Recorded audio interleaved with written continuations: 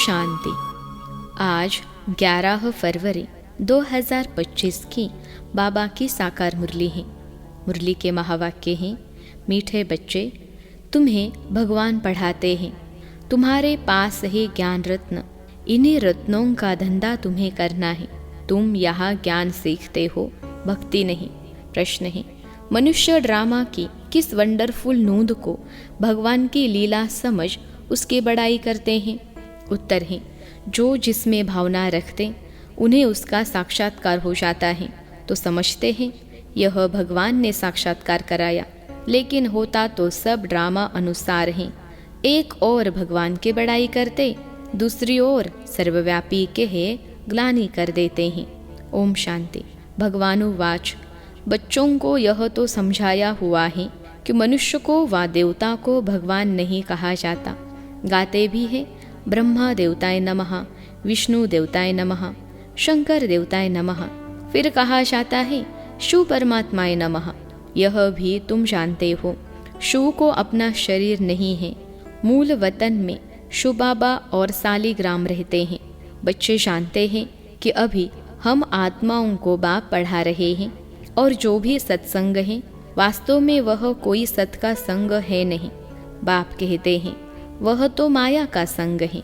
वहाँ ऐसे कोई नहीं समझेंगे कि हमको भगवान पढ़ाते हैं। गीता भी सुनेंगे तो श्री कृष्ण भगवानुवाच समझेंगे। दिन प्रतिदिन गीता का अभ्यास कम होता जाता है, क्योंकि अपने धर्म को ही नहीं जानते।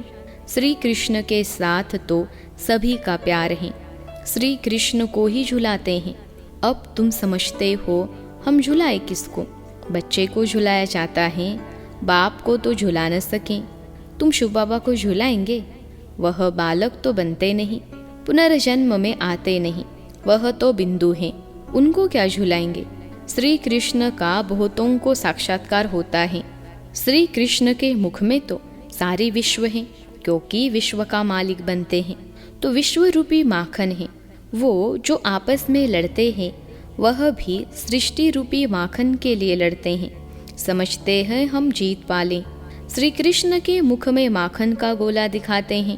यह भी अनेक प्रकार के साक्षात्कार होते हैं, परंतु अर्थ कुछ भी नहीं समझते हैं। यहाँ तुमको साक्षात्कार का अर्थ समझाया जाता है। मनुष्य समझते हैं हमको भगवान साक्षात्कार कराते हैं। यह भी बाप समझाते हैं। जिसको याद करते हैं, समझो कोई श्री कृष्ण की नौधा भक्ति करते हैं तो अल्पकाल के लिए उनकी मनोकामना पूरी होती है। यह भी ड्रामा में नोंद है। ऐसे नहीं कहेंगे कि भगवान ने साक्षात्कार कराया। जो जिस भावना से जिसकी पूजा करते हैं उनको वह साक्षात्कार होता है। यह ड्रामा में नोंद है। यह तो भगवान की बड़ाई की है कि वह साक्षात्कार कराते हैं। एक तरफ इतनी बड़ाई भी करते, दूसरी तरफ फिर कह देते पत्थर ठिक्कर में भगवान है। कितनी अंधश्रद्धा की भक्ति करते हैं। समझते हैं बस श्री कृष्ण का साक्षात्कार हुआ, श्री कृष्णपुरी में हम जरूर जाएंगे। परंतु श्री कृष्णपुरी आए कहाँ से? यह सब राज बाप तुम बच्चों को अब समझाते हैं। श्री कृष्णपुरी की स्थापना हो रही है। यह है कंसपुरी। कंस, अकासुर, बकासुर, कुंभकर्ण, रावण, यह सब आसुरों के नाम हैं। शास्त्रों में क्या क्या बैठ लिखा है यह भी समझाना है कि गुरु दो प्रकार के हैं। एक है भक्ति के गुरु, वह भक्ति ही सिखलाते हैं। यह बाप तो है ज्ञान का सागर, इनको सद्गुरु कहा जाता है। यह कभी भक्ति नहीं सिखलाते, ज्ञान ही सिखलाते हैं। मनुष्य तो भक्ति में कितना खुश होते हैं, झांझ बजाते हैं। बनारस में तुम देखेंगे सब देवताओं के मंदिर बना दिए हैं। यह सब है भक्ति मार्ग की दुकानदारी, भक्ति का धंधा। तुम बच्चों का धंधा है ज्ञान रत्नों का, इनको भी व्यापार कहा जाता है। बाप भी रत्नों का व्यापारी है। तुम समझते हो यह रत्न कौन से हैं? इन बातों को समझेंगे वही जिन्होंने कल्प पहले समझा है, दूसरे समझेंगे ही नहीं। जो भी बड़े बड़े हैं वह पिछाड़ी में आकर समझेंगे। कन्वर्ट भी हुए हैं ना। एक राजा जनक की कथा सुनाते हैं। जनक फिर अनुजनक बना। जैसे कोई का नाम श्री कृष्ण है तो कहेंगे तुम अनुदेवी श्री कृष्ण बनेंगे। कहा वह सर्वगुण संपन्न श्री कृष्ण, कहा यह कोई का लक्ष्मी नाम है और इन लक्ष्मी नारायण के आगे जाकर महिमा गाती हैं। यह थोड़े ही समझती कि इनमें और हमारे में फ़र्क क्यों हुआ है।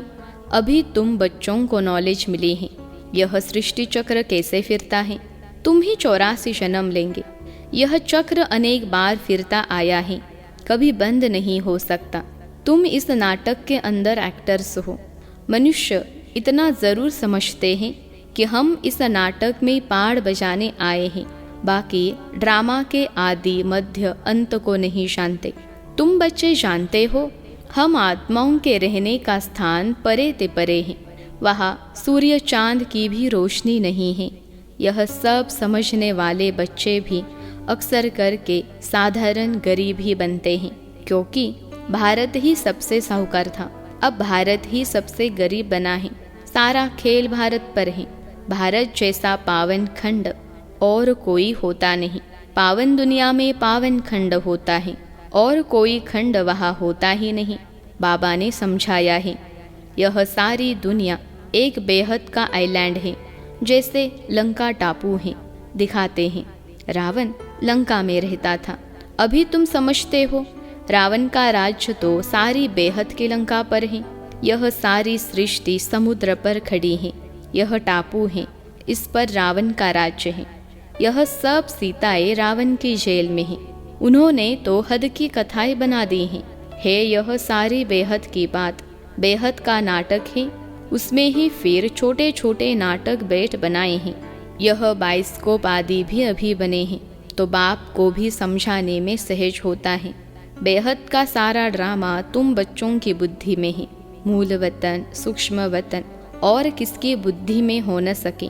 तुम जानते हो हम आत्माएं मूल वतन के रहवासी हैं। देवताएं हैं सूक्ष्म वतनवासी, उनको फरिश्ता भी कहते हैं। वहाँ हड्डी मांस का पिंजड़ा होता नहीं। यह सूक्ष्म वतन का पार्ट भी थोड़े समय के लिए है।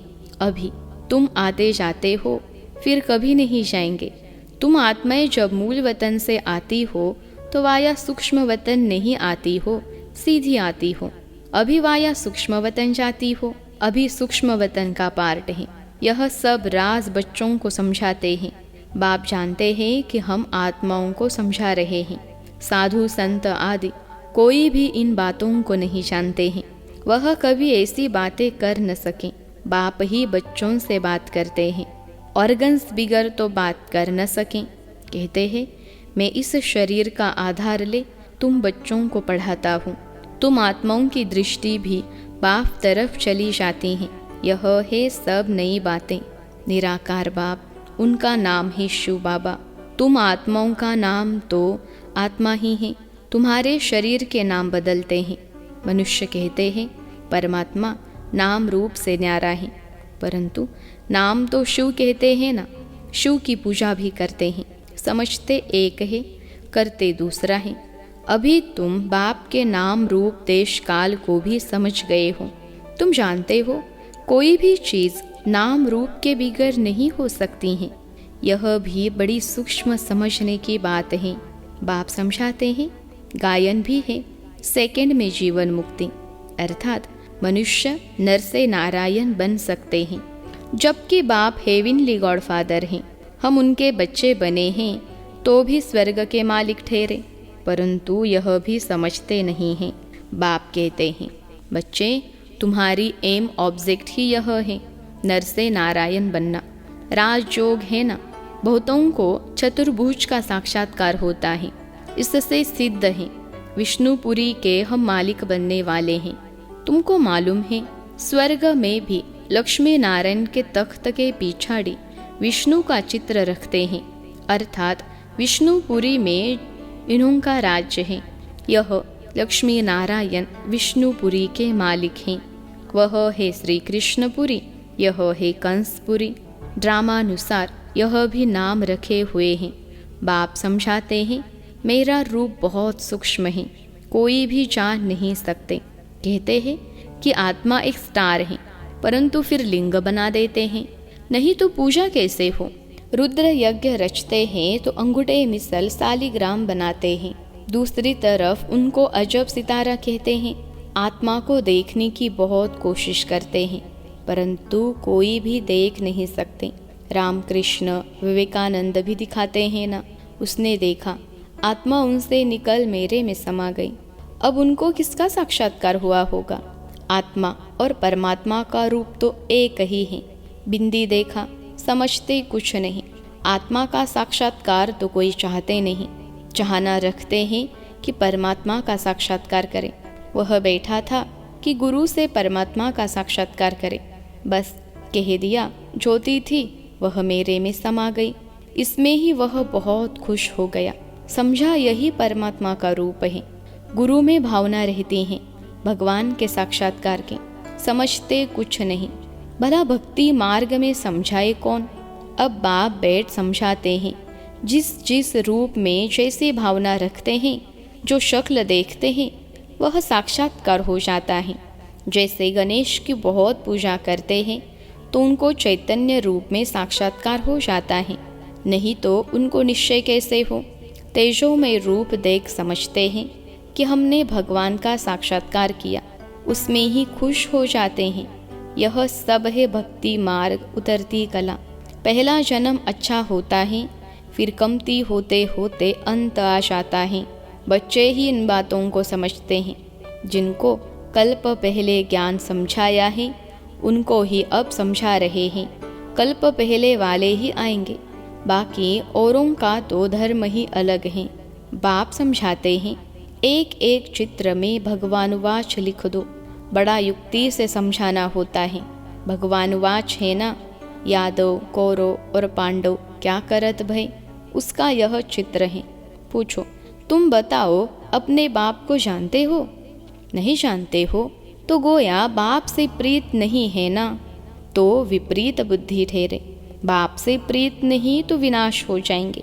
प्रीत बुद्धि विजयंती सत्यमेव जयते, इनका अर्थ भी ठीक है। बाप की याद ही नहीं तो विजय पा नहीं सकते। अभी तुम सिद्ध कर बतलाते हो। गीता शिव भगवान ने सुनाई है, उसने ही राजयोग सिखाया ब्रह्मा द्वारा। यह तो श्री कृष्ण भगवान की गीता समझकर कसम उठाते हैं। उनसे पूछना चाहिए, श्री कृष्ण को हाजिर नाजिर जानना चाहिए व भगवान को? कहते हैं, ईश्वर को हाजिर नाजिर जान सच बोलो। रोला हो गया ना, तो कसम भी झूठा हो जाता। सर्विस करने वाले बच्चों को गुप्त नशा रहना चाहिए। नशे से समझाएंगे तो सफलता होगी। तुम्हारी यह पढ़ाई भी गुप्त है, पढ़ाने वाला भी गुप्त है। तुम जानते हो, हम नई दुनिया में जाकर यह बनेंगे। नई दुनिया स्थापन होती है महाभारत लड़ाई के बाद। बच्चों को अब नॉलेज मिली है, वह भी नंबरवार धारण करते हैं। योग में भी नंबरवार रहते हैं।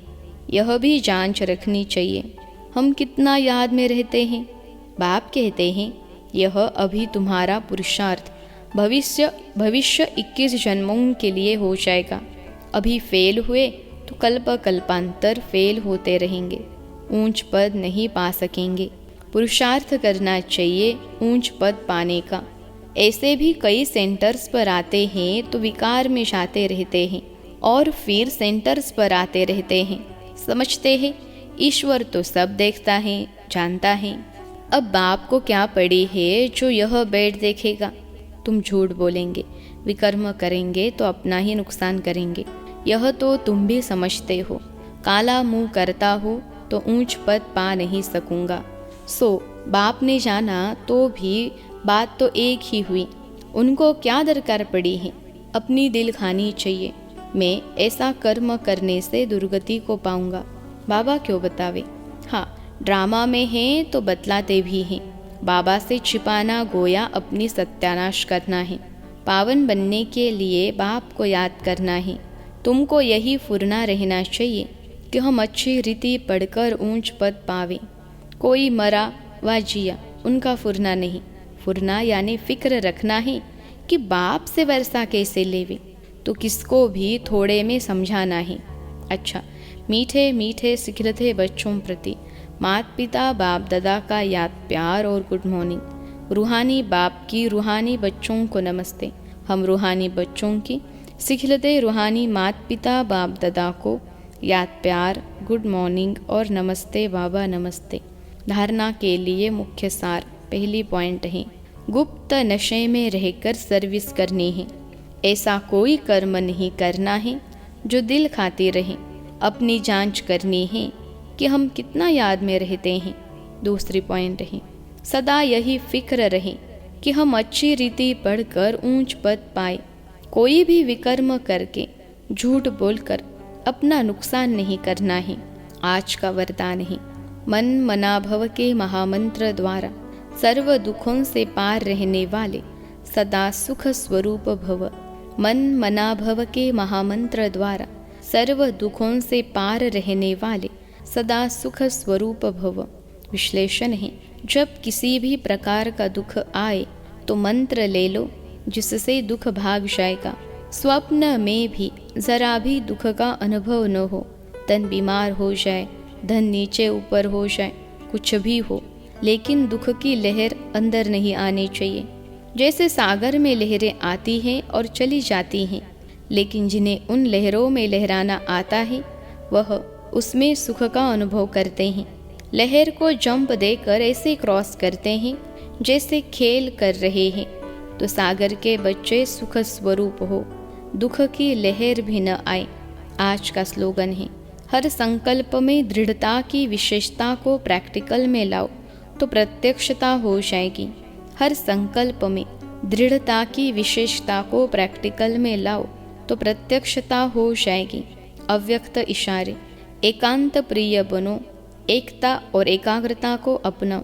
स्व उन्नति में, सेवा की उन्नति में एक ने कहा, दूसरे ने हाजी किया। ऐसे सदा एकता और दृढ़ता से बढ़ते चलो। जैसे दादियों की एकता और दृढ़ता का संगठन पक्का किया, ऐसे आदि सेवा के रत्नों का संगठन पक्का हो। इसकी बहुत बहुत आवश्यकता है। अच्छा, ओम शांति।